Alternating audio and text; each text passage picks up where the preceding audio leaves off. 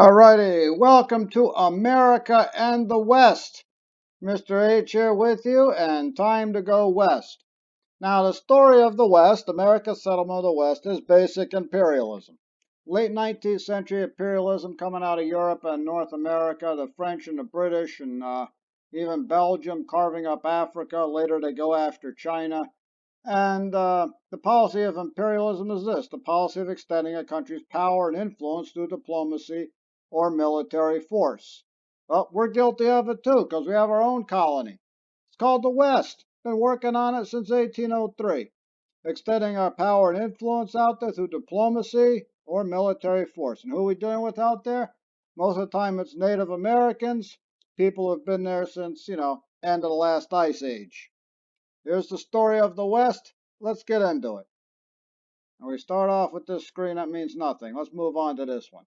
Now, the pushing west is a constant theme in U.S. history. It all started with Manifest Destiny. Always going west. It's our manifest destiny to settle a continent all the way to the Pacific. When did this start? The day we got off the boat and hit the beach at Jamestown. Been moving westward ever since. There was a time the frontier was basically immediately inland, and we've been moving west ever since. Here's this famous picture you see. It's called Manifest Destiny. This before we had Uncle Sam. There was Columbia, so this was the representation of America before Uncle Sam became really popular. Everybody moving west. Here's the Rocky Mountains. Got the trains coming. Farm prospectors, people moving west. Here the Indians being pushed west. Unfortunately, this is very accurate. But pushing west is something we've been doing since day one. It's constantly in our history. Even during the Civil War, we're thinking about the West. Got the Homestead Act in 1862. That's how we're parceling out the land, deciding how much land people get, doing land surveys, trying to make the process orderly. Had the Sioux War in 1862 to 1863. That broke loose in Minnesota, right in the middle of the Civil War. And this is I always kind of laugh a little bit about this one because it shows you the dangers of trying to teach somebody how to read. It turns out they've been teaching the Sioux how to read, trying to quote unquote civilize them. And you know what? The Sioux, they could read. They could read a newspaper. There's a huge war going on in some place called Virginia. Not really sure where that is. We just know that it's not here. And a lot of those blue coat soldiers have gone to this Virginia place, meaning there's not very many around at the moment. And boom, got the uprising from 1862 to 1863. John Pope, the guy who lost at the Second Battle of Bull Run, gets called back to put the whole thing down. But it just shows you that despite everything that's going on, we are constantly pushing west, and we're going to just keep pushing until we get to the Pacific. What happens when we get to the Pacific? Hey, we'll worry about it when we get there, right? Got to get to the Pacific first. Cowboys and Indians. Not what you're expecting, huh? Yeah, that's what the game they used to play way back, cops and robbers and cowboys and Indians. When you grow up in Pittsburgh, it's NATO versus Warsaw Pact. Sometimes Axis and Allies, really big World War II theme kind of thing. I always kept getting stuck with the Russians, though. I don't know what that's all about. Now, who lives out here? We've already talked about it. The Native Americans. Here are the major tribes who've been out there since, 10,000 BC or so. So I think their claim to the land is fairly solid. And the northern plains, Montana, Wyoming, Nebraska, all up that way to the Canadian border. We have the Flatheads, the Blackfeet, the Crows, and you've already met the Sioux.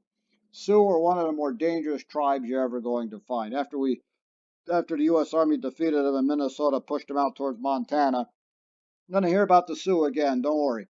In the Central Plains, we got the 5 civilized tribes in Oklahoma. Cherokee are one of them. Remember where they used to live? Right in the southeast. Now they live in Oklahoma, thanks to your friend Andrew Jackson. But they're making it happen, and they're called the 5 civilized tribes of Oklahoma. They basically are farmers, mostly Christian, not always, and they are basically adopting a quote unquote the white man's culture. Now we have the Pawnee of Nebraska. That's supposed to be not big into horses, which is kind of strange considering it's open prairies over there. But the Pawnee, no, they're not. That's not who they used to inspire Parks and Rec, the little town. But the Pawnee have been out in Nebraska. They tend to actually be allied with the U.S. Army. The Southern Plains, this is where it gets really crazy. Oklahoma, Texas, New Mexico, Colorado is not part of the Rockies. Got the Kiowa out there who have always been U.S. allies. They're generally scouts for the U.S. Army. They put on their blue coat and ride around as scouts. We named a scout helicopter for them, the Kiowa. We got the Cheyenne, mainly in Wyoming, named the capital city of that state for it. They are not friends of the Kiowa. They fight each other. The Kiowa and the Cheyenne can't stand each other.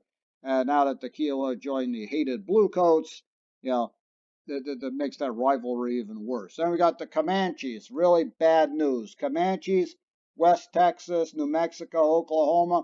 Those guys will stand. They will fight. They're very good at shooting off horseback with repeating rifles. And then, of course, the Apache are really bad news. They tend to hang out in the southern Rockies, especially in Arizona. Good luck trying to chase them down in the mountains. You ever been in the mountains of Arizona? The first thing you notice, everything's vertical. And when you're coming back, the drop is pretty bad. They know how to use gravity. They are a tough tribe to fight. In fact, they're usually fighting everybody, U.S., Mexico, and other Native Americans. In fact, the name Apache means enemy. And the thing that makes the Apache even more dangerous is that they're very good with weapons and they can ride on horseback. They like to stay in the mountains, but once they get on horseback, they can launch raids that carry them as far as western Texas. Even the Comanche get out of their way sometimes. Now, fighting against Indians during the Civil War, like I said, still thinking about the West. We have the Sand Creek Massacre out there near Denver. A guy named John Chivington decided to call himself a colonel. Went to all the bars in the Denver area, gathered a militia together, and went on a rampage, massacring some Cheyenne and Arapaho women and children in a camp outside of Denver. Now, a lot of U.S. soldiers refused to fire. Some were upset and crying because no one said anything about attacking women and children. Your friend John Chivington had made up some crazy story about, crazy Cheyenne and Arapaho about to descend on Denver and massacre everybody. It turns out to be false. And a lot of these soldiers threatened to turn their gun on John Chivington for lying to them. There's often you see this myth about how U.S. soldiers hated Native Americans. Not really. A lot of them were just, you're there because it's your job. You do patrolling. You try to keep settlers fighting from Native Americans. And a lot of times, other guys get kind of caught in the middle. In fact, there was one U.S. soldier said he respected the natives a lot more than he did a lot of the settlers because at least Native Americans, you knew what they stood for. But yeah, a lot of massacres, a lot of bad things happen out in the West, and yeah, reading about Native American history, late 19th century, can get depressing sometimes. Now, because of the Sand Creek Massacre, we decided we have got to somehow organize U.S. Native American relations. Somehow we've got to make this a bit more orderly. So they created the Bureau of Indian Affairs. And the idea they came up with was maybe the reservations. Native Americans have a reservation, they can hunt and live as they have, forever. And then the other side, of course, we have the settlers doing the usual American thing of farms and industries and things. So is that the answer? I don't know. We're about to find out. But Eli S. Parker, who's a Seneca Iroquois and a Union officer, was put in charge. He was actually at Appomattox Courthouse and shook hands with Robert E. Lee. So Eli Parker, straight shooter, good guy. They put him in charge of the Indian Affairs. It's a very corrupt organization. He tries to stamp it out, but it's just so corrupt even he can't do anything about it. A lot of people thought he would go easy on fellow Native Americans. Not really. If they went off the reservation and killed somebody, he would find you. And a settler who would kill an Indian, he would still find you. So even-handed justice, this guy does his best, but let's face it, sometimes, man, you are trying to climb up a vertical wall and it just isn't going to happen. Again, like I said, late 19th century Native American history can be really depressing sometimes. Hey, Red Cloud's War, 1866 to 1868. The Indians win one. How about that? They finally get a win. There's been some off and on fighting there in northern, Wyoming for the last, I don't know, 5, 6 years because discover gold and the settlers come in and the Native Americans don't like it. It's their land. You got fighting.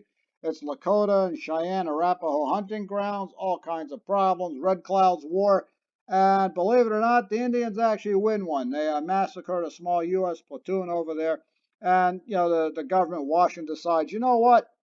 Let's settle all this now. That land is going to remain yours, Chief Red Cloud. And you know what? We're going to settle everything with one big treaty, the Treaty of Fort Laramie. Over there in Wyoming, they gather as many tribes they get together, and they start discussing what the West is going to look like. They have the creation of the Great Sioux Reserve in the Dakotas. North and South Dakota is going to be basically the Sioux homeland. This is where it's going to be. Look at this. Reserved in perpetuity. That means forever. That's yours forever. Nobody else is allowed in there.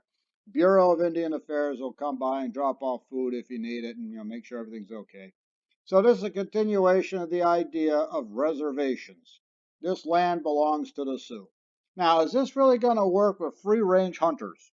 I mean, if you're hunting buffalo and they're galloping around in the middle of North or South Dakota, fine. What if you come up on that line and the buffalo, of course, go galloping over the line? And then, of course, the Sioux follow them, and maybe that's somebody's farm, and, the fighting starts up again. So we're not really sure if this is going to work or not, but they're going to try. Now, the reservation, if you notice, is centered on the Black Hills. It's sacred ground for the Sioux, kind of, Mecca for Islam or Jerusalem for Christianity.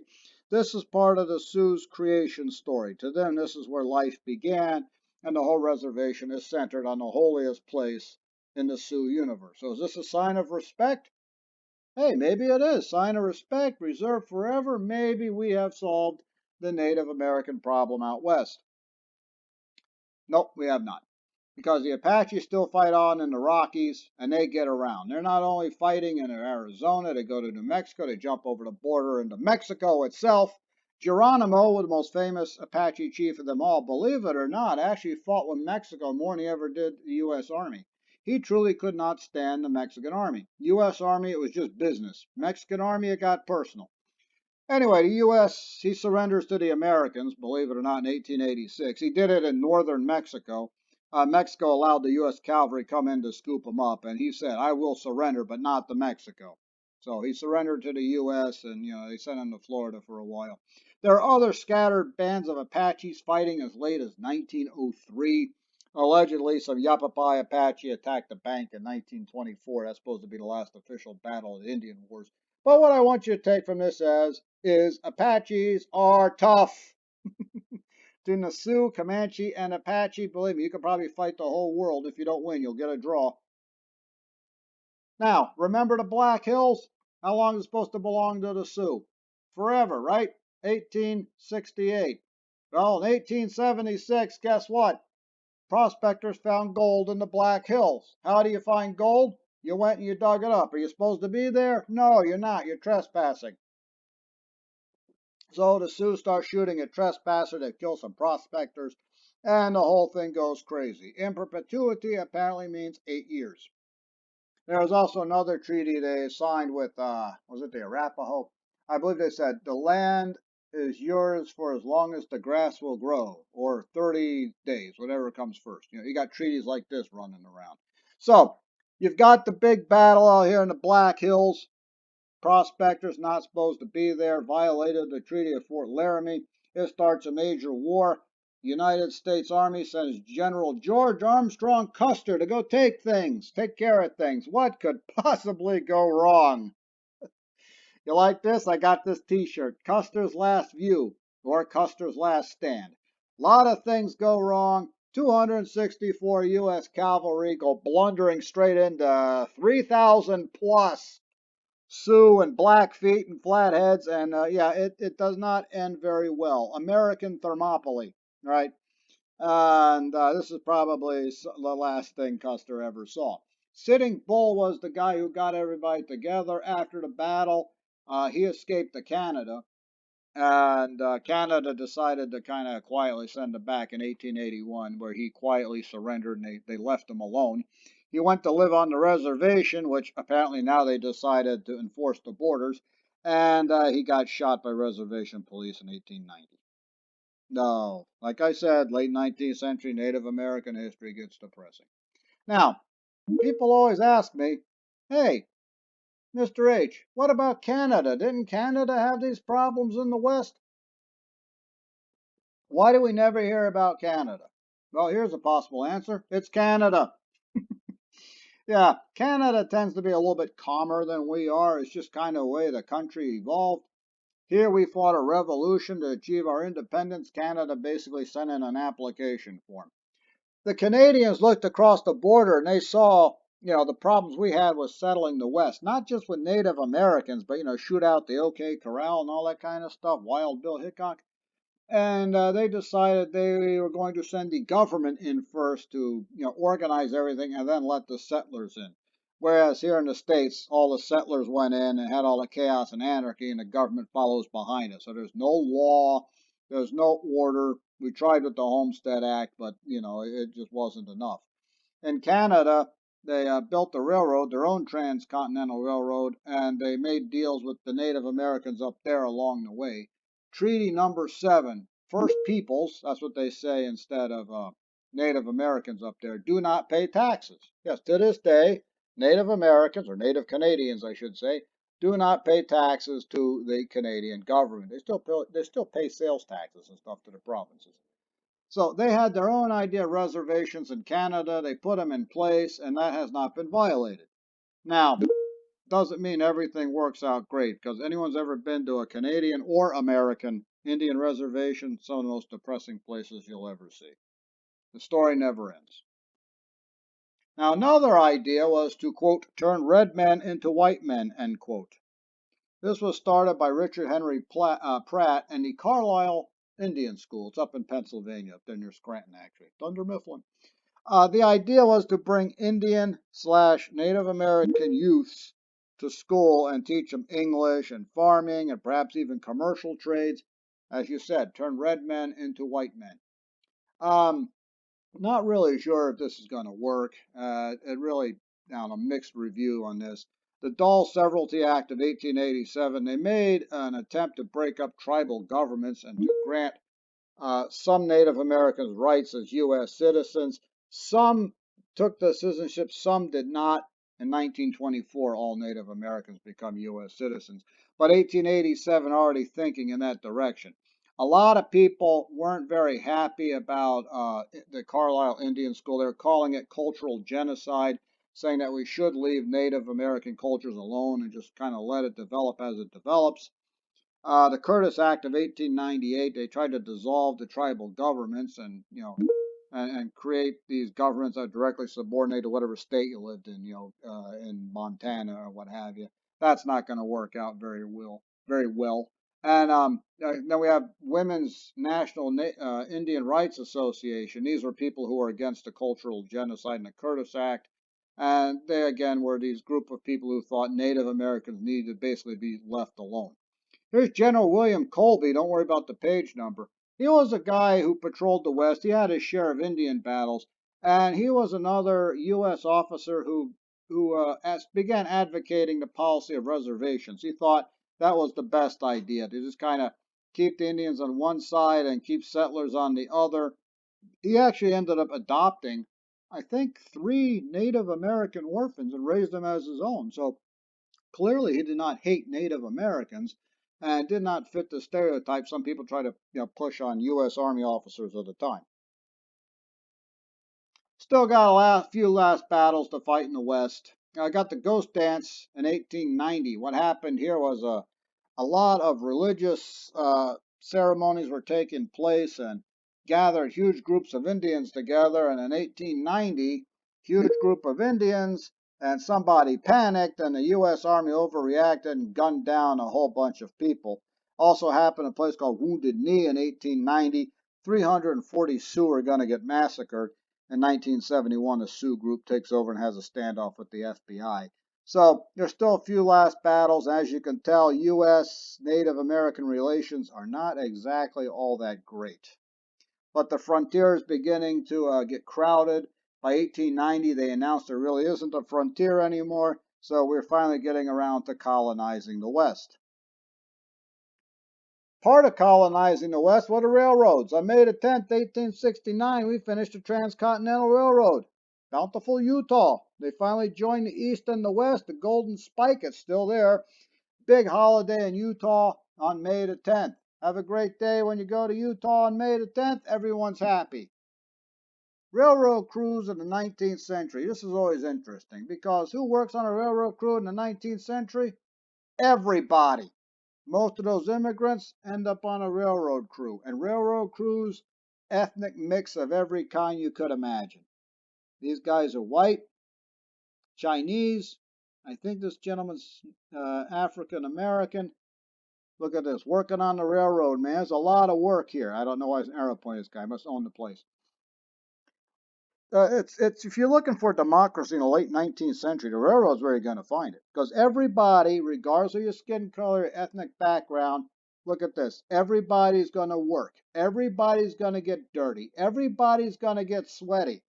All right? And a lot of people with racist beliefs watch those beliefs disappear because you're over there working alongside this guy, that guy, this guy. We had Union veterans out there, Confederate veterans out there, black, Asian, white people working together. And they saw that nobody's lazy, everybody works hard, and you got to work together or you're going to die out here, man. So democracy is starting to develop along the railroads, and a lot of these people become lifelong friends with each other. Got to learn the hard way sometimes, don't we? Hey, here's something that was invented in the West. It's going to come back to be the most horrifying weapon of the 20th century. You heard me.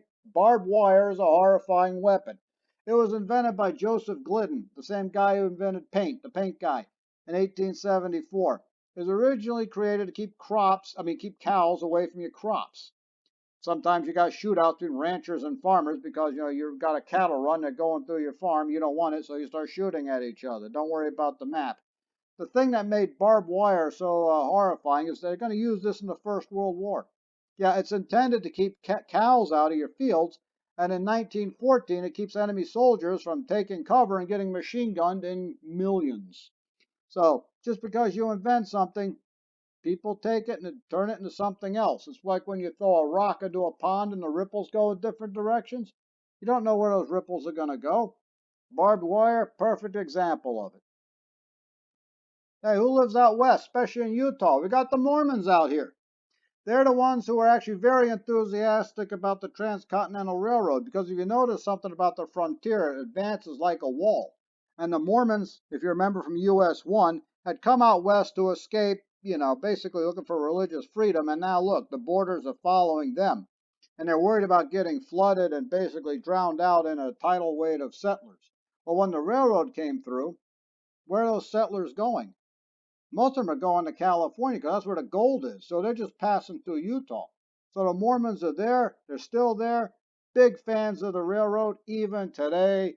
The Mormons love the railroads. A lot of Mormons work on railroads. Very nice people. Been to Utah. Got my friend Richard out there. Some people were wondering who was the man who founded the Mormon religion. This John Smith. That's his real name. Sure learned that in US 1, but you can't remember everything. Here's Brigham Young. Brigham Young University, ever hear of them? Good football team. That's a great whatever grandson. Steve Young used to play for the 49ers. Isn't this ironic? 49ers, gold. Name 49er for the guys going out there looking for gold. And this was going to save the Mormons from getting flooded. Steve Young. Plus, I like this picture, too. Look, this is the way the game's meant to be played, right? Dirty field, dirty uniforms. Mr. H walking off on a tangent. All righty. And panning for gold. This is another driving force behind Manifest Destiny. San Francisco in 1849, the Comstock Lode in Nevada in 1853, and hey, Klondike, not just ice cream. Find that in Alaska in 1896. And who goes there? Everybody goes there. Every ethnic group is there. Women make more money than anyone else. Why? They make it off the support service. They don't have to pan for gold because you need restaurants, you've got stores, general stores. Hey, people make money off gold. You make more money off the support services. This is where the women come through. And finally, unassigned land. After we finally managed to put down Indian uprisings in various ways, some good, not so good. Oklahoma, which was supposed to be the Indian territory, They opened it up for settlers. And on noon of April 22nd, 1889, the U.S. Army patrols the borders of Oklahoma. Everybody gathers up here on the border. They fire a gun in the air, and boom, everybody takes off to claim land. You take a stake, you claim it, and some other guy claims the stake. Finally, you get a surveyor to figure out where the border is. It was the last unassigned land. Now, some people had jumped across the border a little bit early. Yeah, they named the football team for them. The Oklahoma Sooners ran across too soon, Oklahoma. Now, this is the Reader's Digest condensed version of Settling the West. Check out your textbook for other stuff. The West was definitely, it was hard to say. Was it successful? Yes, it was. What was the cost? Not just the Native Americans, but for Americans in general. And it could be depressing at times, but it was kind of unavoidable, some of the conflict. And if anything else, this is why you study history, to make sure this never happens again. So once we finally make it to space and we go to another planet with inhabitants already there, hopefully we look back at this and realize what not to do. Guys, have a great day, and I'll talk to you later.